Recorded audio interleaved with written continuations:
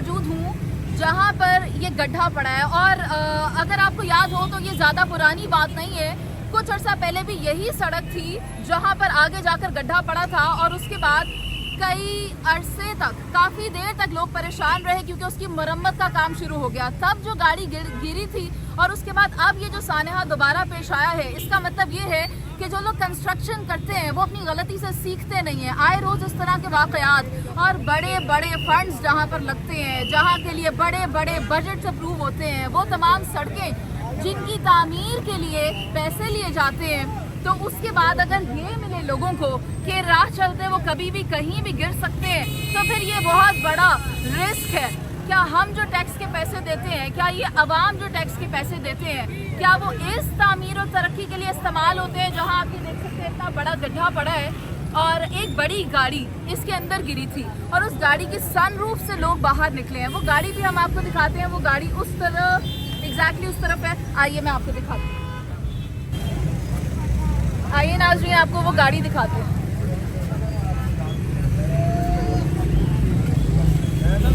आप ये देख सकते हैं, ये वो गाड़ी है जो डैमेज हुई है और इस गाड़ी की सनरूफ से वो 3 भाई जो इसके अंदर मौजूद थे वो बाहर निकले अपनी मदद आपके तहत, और उसके अलावा एक मोटर बाइक भी थी। आइए। अच्छा भाई, आपकी ये गाड़ी गिरी तो ये कितनी डेप्थ आपको लगता है, कितनी गहराई थी? 15 फुट के अंदर चले गए, 15 फुट के अंदर चले गए। पूरी गाड़ी उसमें उलट गई थी और आपको उस वक्त फौरी तौर पर हेल्प आउट करने के लिए कोई नहीं आया? कोई ट्रैफिक वार्डन भी नहीं आए? ट्रैफिक वार्डन आए मगर उनके पास कुछ ऐसी थी नहीं चीजें, मगर वो घंटे बाद आए। रेस्क्यू 1122 आया? रेस्क्यू 1122 आया, देर में? मगर हमें अल्लाह का शुक्र है कोई ऐसी चोटें नहीं आई जिससे वो रेस्क्यू 112 से हम हेल्प लेते हैं। लेकिन अगर आपकी गाड़ी में सनरूफ ना होता तो फिर तो हमारे लिए बहुत मुश्किल था। फिर तो आज शायद हम आपके सामने खड़े ना होते। लेकिन क्या आपको नहीं लगता कि हम इतना पैसा देते हैं, टैक्स का इतना पैसा देते हैं? हमारी बदकिस्मती ये है कि हम यानी कि ऐसे यानी कि एक इंतज़ामिया में रह रहे हैं, ऐसे मुल्क में रह रहे हैं, बनाना रिपब्लिक में, जहाँ पे कोई पुरसाने हाल ही नहीं है, कोई पूछने वाला नहीं है।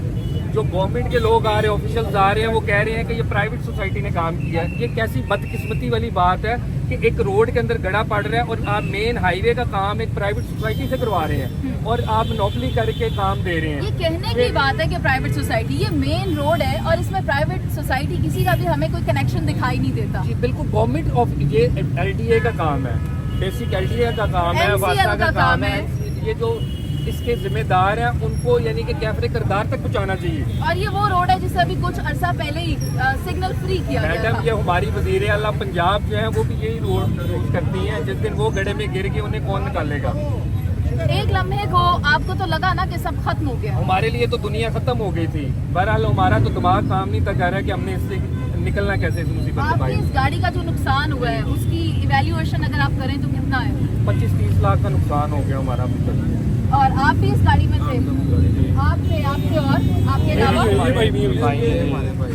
नाज़रीन, आप देख सकते हैं ये भी वो भाई हैं और आप इनके देखेंगे कपड़े फट चुके हैं मगर ये मुस्कुरा रहे हैं।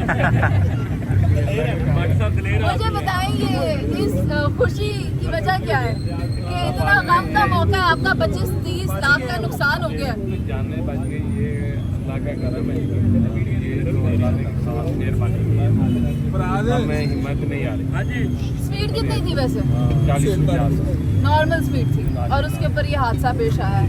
उम्मीद क्या है अब आपके, ये वैसे तो ये दूसरी दफ़ा हुआ है इसी सड़क पर, लेकिन आप क्या चाहते हैं आने वाले वक्तों में मजीद लोगों को इस सानहे से अगर बचाया जाए तो फिर उसके लिए क्या किया जाना चाहिए? ये गवर्नमेंट को चाहिए कि ये इसका नोटिस ले और ये काम अच्छी तरह करवाए, जो प्रॉपर काम करने वाली कंपनी, ये प्राइवेट कंपनियों को काम ना दे। ठीक है। और इनको चाहिए कि मरियम नवाज शरीफ साहब को चाहिए कि ये नोटिस और नवाज शरीफ का भी, प्राइम मिनिस्टर का, दोनों का यही रोल। ठीक है नाज़रीन, आपने देखा कि ये भाई और ये भाई और ये भाई, ये तीनों भाई वो ये वाली गाड़ी ड्राइव कर रहे थे और अल्हम्दुलिल्लाह ये खुशकिस्मत रहे कि जानी नुकसान नहीं हुआ, माली नुकसान अलबत्ता हुआ है। लेकिन इनकी दरख्वास्त ये है कि आने वाले वक्त में हम ये चाहते हैं, हमारी हुकूमत से ये अपील है कि कोई भी सानेहा ना हो, लेकिन उसके लिए पायदार काम करना होगा। वो बजट जो अप्रूव होते हैं उनको मुकम्मल तौर पर इधर इन्वेस्ट करना है। ऐसा नहीं कि सरिये का पैसा कहीं और लगा दिया और बजरी का पैसा जेब में डाल लिया और कौन सा हिस्सा कहीं और लगा दिया। जितना पैसा जिस चीज़ के लिए मुख्तस है अगर उसे वहीं लगाया जाएगा खुलूस नीयत से, तो फिर इस किस्म के नुकसानात से बचा जा सकता है। अल्हम्दुलिल्लाह अभी कोई जानी नुकसान नहीं हुआ, लेकिन अब देखना ये है कि इसका सदेबाब कितनी देर में किया जाता है, क्योंकि अभी कॉर्डन ऑफ कर दिया और बहुत बड़ी कतार ट्रैफिक की लग चुकी है। अब ये गाड़ी मुझे तो ये भाई पूछ रहे हैं यहाँ से कैसे जाएगी, ये सवालिया निशान है। खैर हमने आपको अभी तक के लिए अपडेट किया, आगे भी आपको अपडेट करेंगे। इजाज़त दीजिए, अल्लाह ने के। नाज़रीन आप देख सकते हैं जैसा कि वो जोहर टाउन में एक बहुत बड़ा गड्ढा जो पड़ा, जहाँ पर एक बड़ी गाड़ी गिरी और उसके साथ एक मोटर बाइक भी हमने देखी, लेकिन लकीली जो मोटर बाइक वहाँ गिरी ये अल्लाह का करना था कि वो जो शख्स था वो उस गाड़ी के बराबर में गिरा, ना कि गाड़ी के नीचे गिरा। अल्लाह ताला ने उसको दूसरी ज़िंदगी दी, लेकिन उसकी हालत इस वक्त बहुत ख़राब है। आप देख सकते हैं ये भाई आपका नाम क्या है? आतिफ। ये आतिफ भाई हैं जिनके चेहरे पर अभी ब्लड स्टेन्स मौजूद हैं, बैंडेज करवा कर आए हैं और साथ ही साथ उनके जो कपड़े हैं आप देख सकते हैं कि उनकी हालत ख़राब है, फट चुके हैं और जूते हैं नहीं, पैरों में भी ज़ख्म हैं। अगर मैं पेंच की बात करूँ वो भी बहुत बुरी हालत में है। और भाई मुझे ये बताओ हॉस्पिटल गए और उसके बाद क्या हुआ? रेस्क्यू वाले आए हैं 10-15 मिनट बाद हादसे के, उन्होंने मुझे ये पट्टी लगा दी है, वैसे ही मुझे गाड़ी में बिठा के जना हॉस्पिटल में ले गए। जना हॉस्पिटल में ले गए एमरजेंसी में 50 मिनट में उधर बैठा रहा हूँ। मेरे से किसी ने ये तक नहीं आके पूछा यार आपको हुआ क्या है। जो मुझे लेकर गए हैं उन्होंने भी मुझे उतार के गायब हो गया जैसे नहीं। मेरे से किसी ने कोई 50 मिनट बाद मैं गया हूँ, मैंने जाके अंदर एक नर्स बैठी हुई थी, उससे गुजारिश की मैंने कहा मेरा एक्सीडेंट हुआ, मुझे इंजेक्शन या कोई टैबलेट वगैरह दे दे। और मुझे आगे से कहते हैं हमारे पास इंजेक्शन पड़ा ही नहीं है। यानी आपने इंजेक्शन भी नहीं लगवाया? नहीं लगवाया। अब आपने ये करना है कि जब आप यहाँ से जाएंगे तो आपने अपनी मदद आपके तहत इंजेक्शन जरूर लगवाना है, लेकिन बात है खुद ही करना है। इधर मैं आया हूँ 5-6 दफ़ा मेरा इंटरव्यू हो चुका है, मुझे 4 दफ़ा पुलिस वाले एसी साहब खुद साइड पे लेकर गए हैं, आप जाओ आपको 3 दिन बाद कॉल करेंगे, ये करेंगे वो करेंगे। आप ये नाज़रीन ये कितना अफसोस की बात है कि जिस शख्स का हादसा पेश आया, जिस शख्स को उसको बजाय इंजेक्शन लगवाने के उसको फर्स्ट एड जो दी गई वो आप देख सकते हैं ब्लड स्टेन्स वैसे ही हैं और टेटनस लगा नहीं है। और जो इंक्वायरीज हैं वो इनके साथ अब तक 3 से 4 बार हो चुकी हैं। कभी पुलिस वाले ले जाते हैं, कभी ट्रैफिक वाले ले जाते हैं और मुख्तलिफ सवालात के अंबार लगाए जा रहे हैं। लेकिन मैं इनसे पूछना ये चाहती हूँ कि जब आप उस गड्ढे में गिरे तो निकाला कैसे गया? गड्ढे में मैं गिरा, मैं गाड़ी के टायर के नीचे आ गई, ये मेरी साइड गाड़ी के टायर के नीचे आ गई थी बिल्कुल। तो मुझे मेरे साथ एक लड़का बाइक पे पीछे बैठा हुआ था, उसे इतनी खास चोट नहीं लगी, उसने मुझे खींच के बाहर निकाला।